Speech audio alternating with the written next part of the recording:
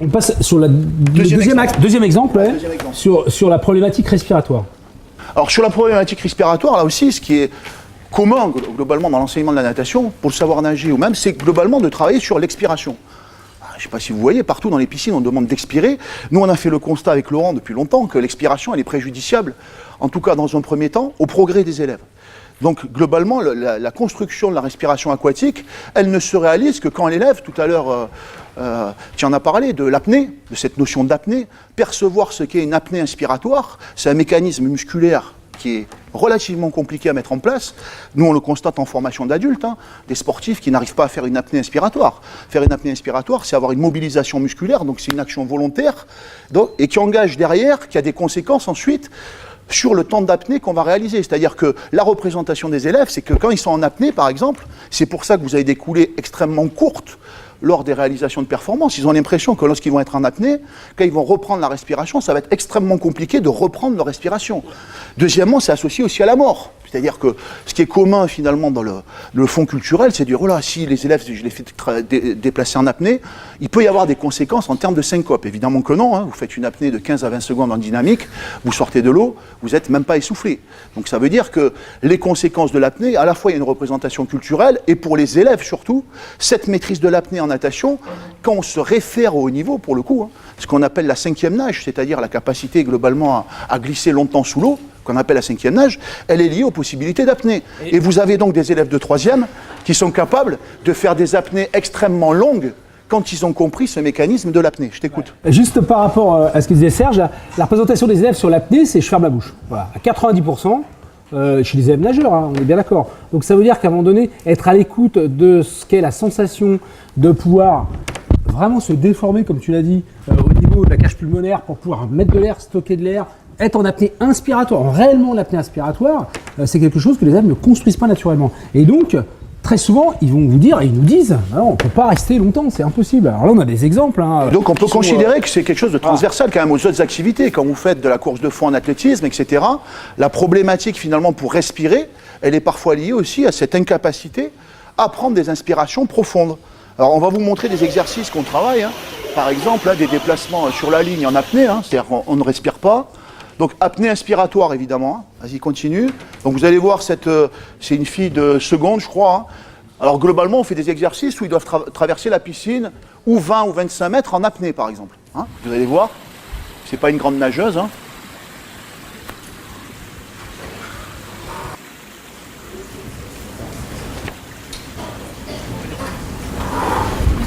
Donc là, on est sur une distance liée à la temporalité qui est aux alentours de 15 à 20 mètres. Hein. 20 mètres, ouais. Donc ça veut dire qu'on est sur une apnée qui dure quand même. Hein. Qui dure à peu près un peu plus de 20 secondes. Et vous allez voir, elle sort de l'eau, il n'y a pas de signe d'essoufflement, il n'y a rien. Donc ça veut dire qu'évidemment, derrière, travailler l'expiration, c'est facile. On voit beaucoup sur le terrain d'enseignants qui disent il faudrait que tu souffles dans l'eau. Le problème, c'est que l'élève, il n'a pas inspiré. Ou il ne sait pas inspirer. C'est-à-dire que très souvent, son inspiration, elle se limite, on va dire, au début de la trachée, c'est ça. Ah, voilà, ça c'est son inspiration. Donc, donner comme consigne de souffler alors que l'élève ne s'est pas inspiré, on voit bien que ça pose un problème. Donc là, on est vraiment sur des sensations presque internes, là, hein, à un moment donné, de gestion. Là, évidemment, la ventilation, elle continue, hein, quand on est en apnée. À un moment donné, hein, l'oxygène, on n'est pas en difficulté. Mais cette perception-là, elle n'est pas comprise et elle n'est pas mise en œuvre par les élèves. Alors là, c'est un autre exemple d'apnée. Donc sur un élève qui nage ici en rattrapé. Alors les élèves évidemment qui nagent en apnée aussi, quand ils sont en apnée inspiratoire, ça améliore la flottabilité, ils vous le disent tout de suite. C'est-à-dire que les élèves vous disent, tiens, c'est plus facile de me déplacer, je suis plus facilement à la surface.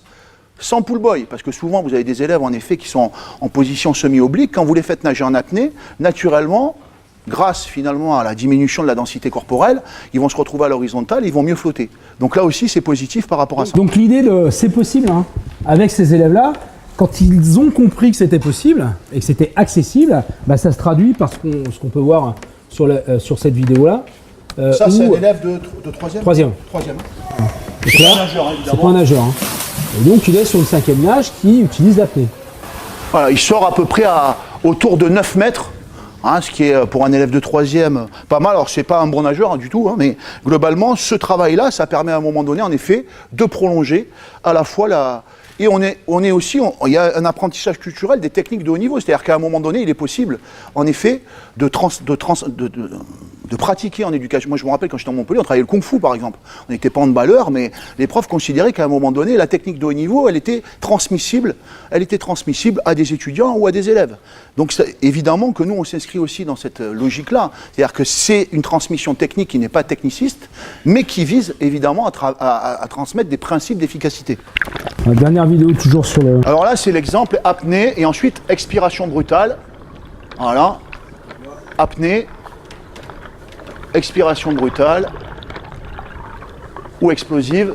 Donc l'idée, c'est qu'évidemment, une fois qu'on a construit l'apnée, l'expiration, elle devient extrêmement facile. C'est-à-dire qu'il n'y a plus aucun problème pour l'élève. Une fois que l'apnée inspiratoire elle a été maîtrisée sur 20 mètres ou 15 mètres, lui demander de souffler, ça devient quelque chose d'extrêmement facile parce que finalement, il sent pour le coup qu'il y a quelque chose à souffler. Ah, c'est aussi simple que ça. Alors, troisième axe de réflexion, hein, comment jouer sur les vitesses au niveau des appuis propulsifs. Hein, les élèves, ils sont dans une logique, donc on les a inscrits de CA1, donc de performance. À un moment donné, comment on va optimiser les facteurs d'efficacité propulsive. Donc en termes de ressenti, en termes de proprioception, etc. C'est ce dont on parlait tout à l'heure, hein, donc sur les paramètres, entre autres cinématiques, mais sur les conséquences créées aussi. Hein. C'est-à-dire qu'à partir du moment où vous donnez des consignes que sur la forme à vos gamins, bah, évidemment, il va être là, mais peut-être qu'il n'avancera pas du tout. Quand vous commencez à passer à la deuxième étape, à commencer à travailler sur les changements de vitesse de la main sous l'eau, déjà, c'est pas pareil. Votre élève, évidemment, il va y avoir des conséquences en termes cinétiques, c'est-à-dire qu'en effet, la force va augmenter et l'élève va aller plus vite. Donc l'idée, à un moment donné, c'est d'amener les élèves à pouvoir discriminer les vitesses de bras en ayant une attention, en les questionnant, évidemment les jambes également, en les questionnant sur, finalement, des vitesses lentes, des vitesses moyennes, des vitesses extrêmement rapides, pour qu'ils fassent la différence avec les sensations perçues derrière. Je vous rappelle que, évidemment, en hydrodynamique, R égale KSV2, c'est-à-dire que, finalement, les résistances, elles augmentent au carré de la vitesse. Donc si j'accélère ma main par 2, les vitesses derrière ma main, elles vont être multipliées par 4. Donc au fur et à mesure que j'accélère, l'eau commence à se durcir de plus en plus, et ça, les élèves, ils sont capables de le dire.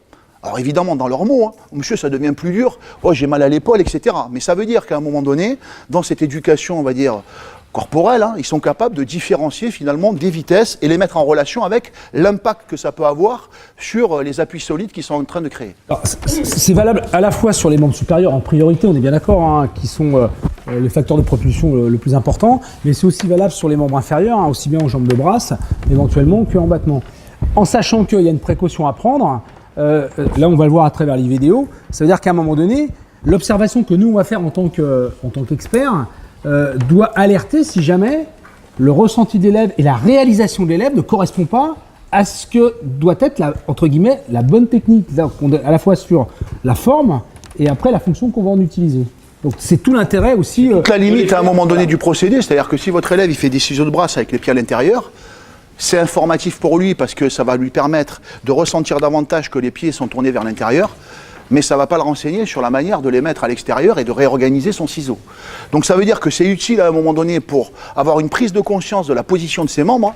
Vous avez des gamins qui ne savent pas que quand ils font un ciseau, leurs pieds sont à l'intérieur, par exemple. Vous leur demandez, vous dites, ouais, j'ai l'impression qu'il est là, mais en termes de schéma corporel, on voit que finalement, il n'y a aucune...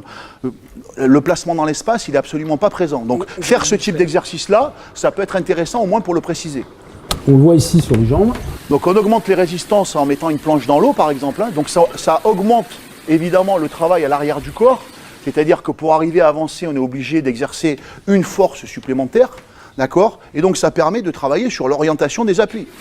Ça permet à un moment donné de voir si les pieds sont un peu plus tournés, si les genoux sont un peu plus proches, qu'est-ce qu'on va ressentir au moment où on va réaliser l'exercice par exemple. Là, sur le ressenti de l'élève, il va être obligé d'accélérer encore plus pour pouvoir vaincre la résistance qu'on a créée artificiellement. Donc on va décupler, entre guillemets, tout ce qu'il va devoir mettre en œuvre pour affiner ce ressenti. Autre exemple, donc il est attaché cet élève. Hein.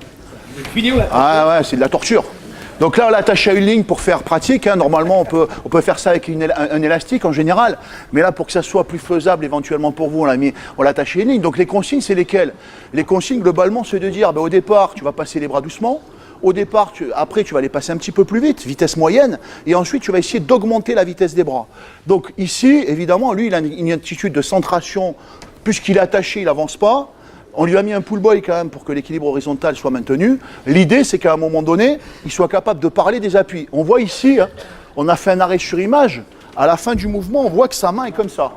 Donc là, évidemment, si vous avez une tablette, ça peut être intéressant de montrer ça à un élève. Hein, vous avez une GoPro, vous lui montrez, vous lui dites ta main, elle est là.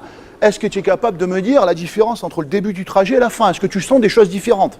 Il y a des élèves qui sont capables de vous dire à la fin, j'ai l'impression que mon bras il part tout seul. Donc on voit qu'il n'y a pas d'appui à la fin du trajet.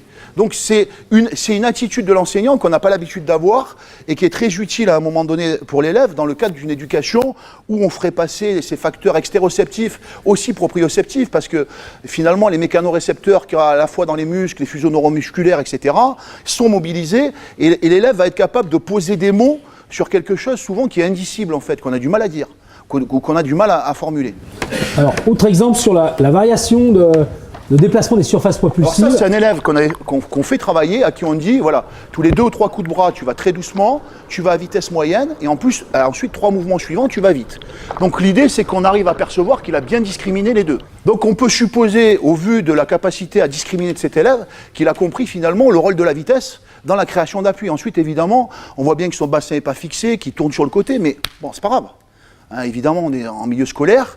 On se centre sur des principes d'efficacité, même s'il ondule ici comme ça, il reste quand même relativement aligné, hein, même s'il y a un roulis ici, son corps il reste relativement aligné, donc le préjudice en termes de résistance il n'est pas élevé, donc on ne va pas intervenir là-dessus pour l'instant. Alors là ici on a parlé du ciseau, hein, donc on va vous montrer le ciseau de brasse rapidement. Alors là il y en a qui vont bondir, ils vont dire oh là là, ils font du mécanisme, de la posture, etc. Et oui, donc à un moment donné, je pense que vous avez tous enseigné le ciseau de brasse, vous connaissez la difficulté de l'enseigner. Donc l'idée ici, c'est quoi? C'est pas simplement de construire la forme, c'est en utilisant la statesthésie, donc les informations qu'on ressent quand on a une posture immobile, de les faire immerger. Donc l'idée à un moment donné, c'est évidemment de questionner les élèves et de leur dire à un moment donné, les contacts que tu dois avoir, c'est la surface interne du pied, c'est la surface interne de la jambe, etc. Donc c'est échanger avec ça, donc ici pareil, avec la vision, hein, pour construire le mouvement. Vas-y, passe. Et ensuite, en dernier, la manipulation. Et en dernier, la manipulation avec les pieds tournés vers l'extérieur. Quand on fait, évidemment, on a essayé, nous, de se questionner sur quelle situation de problème on pourrait mettre en place. Donc, évidemment, on se met sur le dos, on met les bras le long du corps, il faut venir toucher les malléoles externes. Donc ça prend 10 heures, quoi. C'est-à-dire que si vous avez 30 élèves, ça prend 10 plombes. Ça prend 3 séances. C'est-à-dire que globalement, en 3 séances, vous avez construit un ciseau qui est à peu près, on va dire, cohérent au plan spatio-temporel et qui permet ensuite d'agir à la fois en profondeur, à la fois à la surface. Et donc ça permet en effet cette fois de se positionner sur des situations plus réflexives. Donc ça veut dire que voilà, la forme et le fonctionnel, c'est pas aussi évident de dire il y a une forme qui est pas bonne et le fonctionnel qui est génial. Évidemment que les deux se complètent au quotidien, encore faut-il à un moment donné l'expérimenter et le tester. Dernier point, très rapidement, il reste 1 minute. Il y avait encore d'autres éléments, mais on n'aura pas le temps. Sur la variation des vitesses d'exécution, notamment sur les coordinations. Donc, exemple tout de suite en vidéo, on va le voir ici. Donc là, l'idée, c'est vraiment de faire percevoir ces différences de vitesse d'exécution d'un point de vue des différents types de coordination, en les faisant vivre aux élèves. Donc là, vous avez un premier exemple. Sur l'opposition, hein, donc l'idée, c'est de se laisser glisser en fait. L'idée, c'est qu'à un moment donné, l'apprentissage, parce que le plaisir n'est pas lié uniquement à la performance. Les élèves, en se déplaçant tranquillement, en se laissant glisser, c'est un peu comme vous allez faire un footing. L'idée, c'est qu'à un moment donné, cette sensation de glisse, souvent, on ne l'investigue pas. Quand on nage à petite vitesse, globalement, c'est le meilleur moyen à la fois de se coordonner, d'ordonner ses mouvements, alors d'abord dans un plan spatial, et évidemment ensuite dans un plan temporel, et c'est de sentir aussi l'eau que je traverse. Les élèves vous le disent très clairement. Ils vous disent « Ah monsieur, je glisse plus, je traverse plus l'eau, etc. Ça freine moins. » Donc ça veut dire qu'à un moment donné, demander aux élèves de ralentir, ça leur permet évidemment, à terme, de progresser énormément. Puisque les placements en opposition, le placement de la tête par rapport au bras, etc., le moment expiratoire, tout ça, ça nécessite de ralentir dans l'apprentissage. Donc on ne peut pas apprendre si on confronte les élèves à une pression temporelle qu'on retrouve souvent dans la CA1 ou dans la CP, où on dit il faut performer. On ne peut pas apprendre si on va vite. Voilà. Autre exemple, cette fois-ci, on va dire inversé, où là, on est sur une logique d'exécution très rapide pour pouvoir ensuite la reproduire. Donc là, l'idée, c'est quoi? C'est de le mettre en situation de contrainte, l'élève, pour qu'il ait en position stabilisée, donc les appuis vont devenir fuyants parce qu'ils brassent toujours la même quantité d'eau et le même volume d'eau. Et donc là, plus il va augmenter la fréquence, plus il va créer des résistances. Puis à un moment donné, on lâche le frein et donc il entretient tout ça. Donc on est bien sur l'idée de jouer à la fois sur l'extéroception, mais surtout sur une construction de proprioception par des artifices divers et variés qui vont nous permettre, et qui vont surtout permettre à l'élève de comprendre le comment pour pouvoir reproduire ça, entre guillemets, dans le cadre du champ d'apprentissage. Juste un mot avant qu'on conclue. Juste là-dessus. Donc l'idée aussi, c'est que... Ah, j'ai pas oublié quand même. Alors, l'idée aussi, évidemment, c'est que quand je vous disais on nage à petite vitesse, évidemment, c'est de ressentir aussi d'augmenter la vitesse d'exécution. Donc les sensations, donc toute la difficulté, c'est d'arriver à conserver des coordinations à basse vitesse, à haute vitesse. Donc ce type d'exercice, qui est relativement court, il permet de confronter les élèves à ce qu'on appelle sur une forme de surfréquence et la capacité à rester concentré sur et l'opposition et le placement des bras. Donc ça veut dire que là aussi l'enseignant il doit avoir une attitude de questionnement autour de cette notion de surfréquence et de conservation de la technique en situation d'accélération ou même de suraccélération. Là il y a des gamins sur ce type d'exercice qui font pas comme lui, qui commencent à avoir les bras qui partent de tous les côtés ou qui finissent en rattraper ou quasiment qui s'arrêtent. Donc ça veut dire que conserver cette surfréquence, ça demande un contrôle de soi, une connaissance de soi et une maîtrise finalement technique, évidemment, qui demande un... Dernier point pour rebondir sur ce que Carole disait tout à l'heure, par rapport au nouveau programme et puis par rapport à la logique, notamment des fiches ressources. Nous, on a longuement parlé avec Serge et je pense qu'il ne faut surtout pas oublier de questionner les élèves sur cette expérience sensorielle. Les fiches ressources et les nouveaux programmes nous invitent à associer les élèves d'un point de vue de la lucidité, à leur faire identifier des critères, à quantifier, etc. Et moi, je le fais le premier comme enseignant. Mais je pense qu'il faut ne pas oublier de les questionner aussi sur ce qu'ils vivent au quotidien en termes de ressenti. Et c'est en couplant les deux, à mon avis, qu'on pourra leur permettre d'être encore plus compétents. Merci.